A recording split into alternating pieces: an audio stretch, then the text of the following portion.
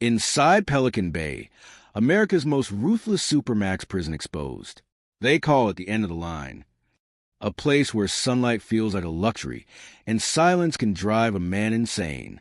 Hidden deep in the redwood forest of Northern California stands a fortress few ever see and none ever forget.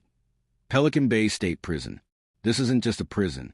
It's a Supermax, a world built to cage the most dangerous, most violent, and most forgotten men in America. Inside these walls, there are no second chances, no freedom, no human touch. Just a concrete box, a steel door in your own mind, eating you alive. But behind this brutal system lies a darker truth, one the public was never meant to see. A story of power, revenge, and a decades-long war between inmates and the state, where everyone on both sides believes they're fighting for survival. Tonight, we open the doors to Pelican Bay, and once you're inside, there's no way out. The creation of hell. The year was 1989. California was drowning in violence. Gang wars raged inside its prisons. The Aryan Brotherhood, the Mexican Mafia, the Black Guerrilla Family, locked in a cycle of bloodshed that spilled from the yards to the streets. The state had one answer: build a prison so extreme, so isolating it would break the cycle. That prison was Pelican Bay State Prison, a $277 million fortress carved into the edge of the Pacific near the Oregon border. Miles away from any city, any hope, any escape. The message was clear. You can't control yourself? We'll control you. Every inch of Pelican Bay was designed for total dominance. No bars, just solid steel doors. No windows. Only tiny slits that let in a blade of light. And inside, prisoners spent 22 to 23 hours a day in a cell barely bigger than a parking space. They called it the Security Housing Unit, or the SHU. But to the men trapped inside, it was simply the box. One inmate later said, "You don't live in the SHU. You just exist." The rules of survival. Inside Pelican Bay, there are only two kinds of men, predators and prey. The SHU is where California buries its most dangerous gang leaders. Men like Antonio Trigger Reyes, a shot caller for the Mexican Mafia, locked in after orchestrating a string of murders from behind bars. But here's the twist. Even in total isolation, the gangs still run the show, using coded letters, hidden notes called kites, and messages passed through plumbing pipes. These men command armies across the state. One whisper in Pelican Bay can mean blood spilled 400 miles away. To the guards, it's a nightmare, a chess game where one wrong move costs lives. To the inmates, it's survival, loyalty, or death. And for new arrivals, it doesn't take long to learn the first rule of Pelican Bay. There are no friends here, only alliances that expire when you do. A life in the box. Every morning starts the same. A slot opens in the steel door, a tray slides through, and that's the only human contact most inmates get. 23 hours a day, locked inside a concrete cell with no clock, no sunlight, no sound except your own heartbeat. The remaining hour, you're led shackled and blindfolded into a dog run, a small concrete pen, open to sky but surrounded by walls too high to see out of.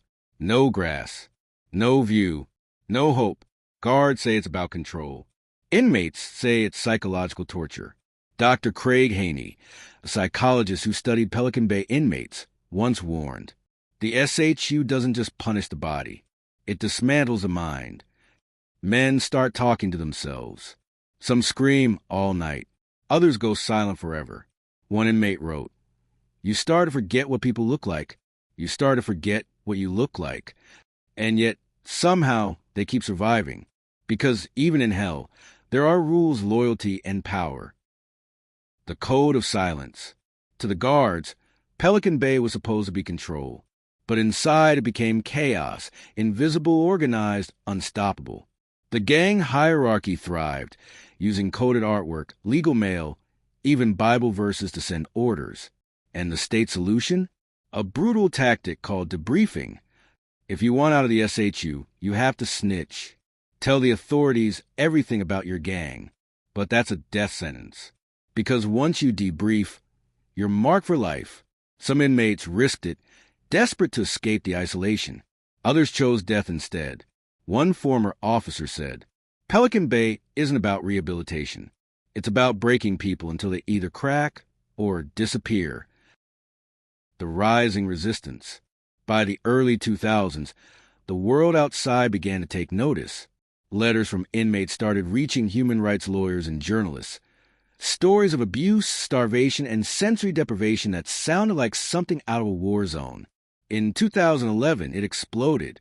Thousands of inmates across California went on a hunger strike, led by men inside Pelican Bay itself. Coordinated entirely from isolation cells, they demanded an end to indefinite solitary confinement, calling it a form of torture. For the first time, the public began to ask, who are we locking away, and what are we turning them into? The state denied the claims. Officials said Pelican Bay was necessary, that the men inside were too dangerous to be handled any other way. But the cracks had begun to show, because deep inside the SHU, a new kind of war was brewing, not between gangs and guards, but between the system and the truth. A man named Gabriel. Meet Gabriel Ghost Moreno, a lifer convicted for a double homicide at 19. He entered Pelican Bay as a gang soldier and left as something else entirely. For years, Gabriel followed orders without question. He rose to the ranks, earning respect, fear, and scars. But isolation changes everything. Locked alone for 23 hours a day, he began keeping a journal, smuggling notes through food trays and writing on toilet paper. In those notes, he described voices whispering through the vents, guards mocking inmates by turning off the water, men cutting themselves just to feel something. Then one day, he stopped writing about pain. He started writing about truth.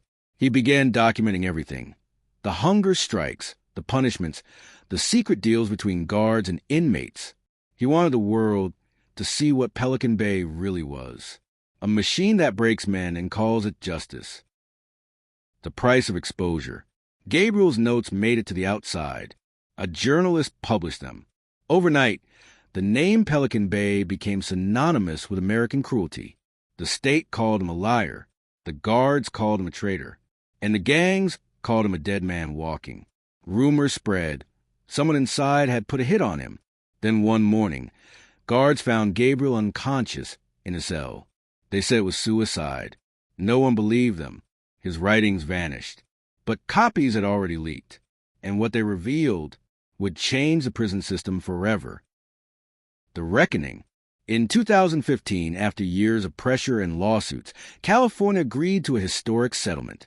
Thousands of inmates held in solitary confinement, some for decades, were finally released into the general population. The SHU, once a symbol of absolute control, began to empty, but the scars remained.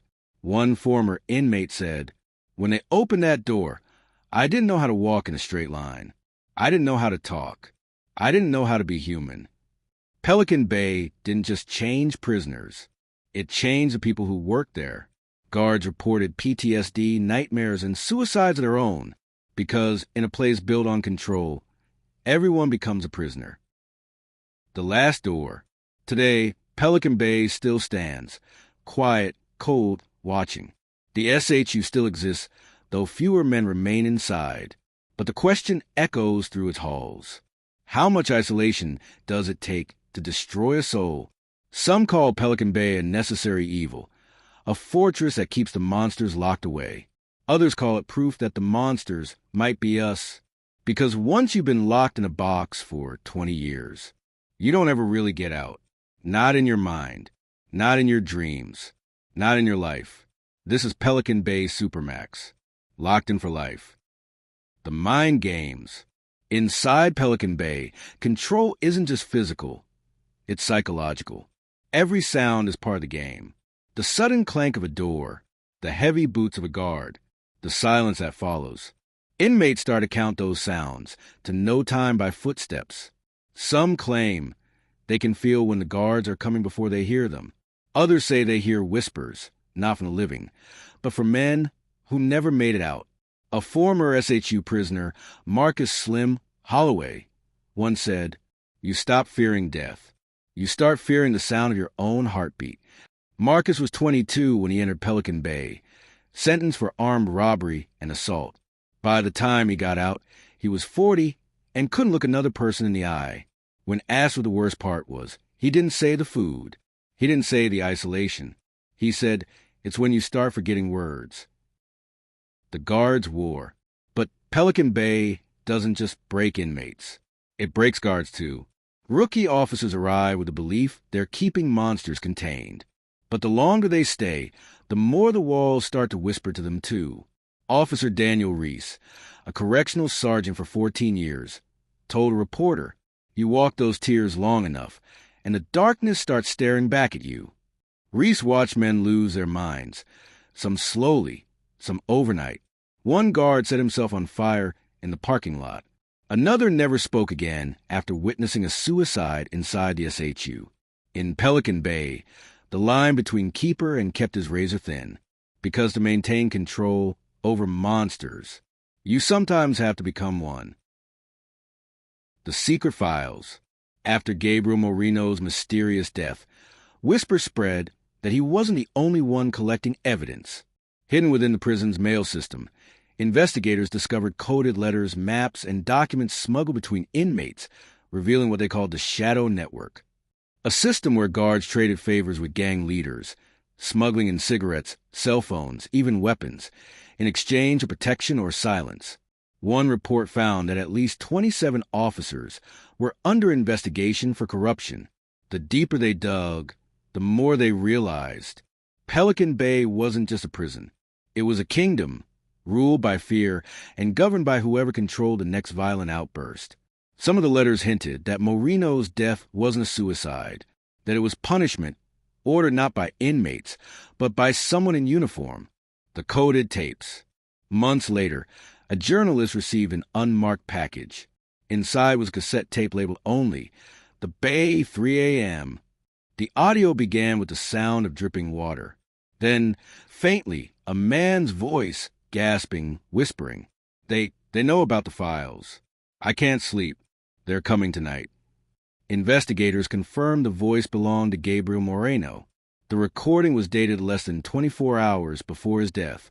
No one ever figured out who sent the tape. But for those who heard it, one thing was clear. He knew too much, and someone wanted him silenced. The aftermath. After the scandal broke, the state promised reform. But reform moves slower than the truth. Years later, reports still surface of men kept in solitary for decades, of abuse covered up, of guards walking free after fatal accidents. Pelican Bay became a word whispered in political circles, too controversial to close, too brutal to justify. And yet, for those who lived it, it's not politics. It's trauma. One released inmate described walking into a grocery store for the first time and collapsing from sensory overload. The colors, the noise, the freedom. "I didn't know how to exist outside four walls," he said. "It felt like the air was attacking me." The system may have released their bodies, but their minds are still locked inside Pelican Bay. The man who returned. In 2021, a camera crew followed one man, Darnell Pierce, a former SHU inmate, as he returned to Pelican Bay for the first time since his release. He'd spent 18 years inside those walls. Now, standing at the gates again, he froze. "It still smells the same," he whispered, "like metal and fear." As he toured the empty SHU blocks, now mostly abandoned, he stopped at cell 217, his old cell. Inside, the walls were still scratched with tally marks. His tally marks. He ran his hand along the concrete and said quietly, "This place doesn't let you go. Not ever." The unseen war.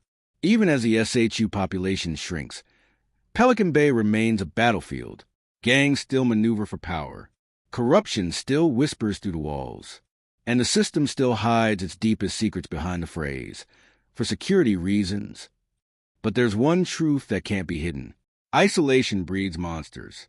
Not the kind that lurk in darkness, but the kind society creates when it chooses control over compassion.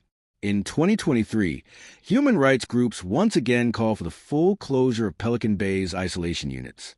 The state refused. Officials said they were necessary for the safety of staff and inmates. But for those who've lived in that silence, safety is just another word for suffering. The legacy of darkness. Decades from now, historians will look back at Pelican Bay and ask one question: did it make us safer, or just less human? The prison was built to stop gang violence. Instead, it taught the world how far humans will go to control each other. The walls of Pelican Bay hold no bodies anymore. Only echoes. Echoes of footsteps, screams, prayers, and silence. Silence that still lingers in the minds of everyone who entered: inmates, guards, lawyers, and families. Because the truth about Pelican Bay is simple: once you're locked in long enough, you stop being who you were. You become what the walls want you to be. The final twist. But there's one last piece of story, one the public never heard. A year after Moreno's death, investigators received an anonymous letter, typed and signed, postmarked from Crescent City. Inside was a single line: "He's not dead. He's out." Authorities dismissed it as a hoax. But months later, sightings began to surface. A man matching Moreno's description volunteering at homeless shelters, always under a new name, never staying long. No one ever confirmed if it was him. Some say he escaped with help from an insider. Others say it's his ghost, haunting the system that tried to erase him. Either way, his message lives on. If the walls don't break you, tell the world what you saw. And maybe that's the real punishment of Pelican Bay. Not being locked away, but being forgotten. Because in the end, every man who walks into that prison is sentenced to life, whether he dies there or not.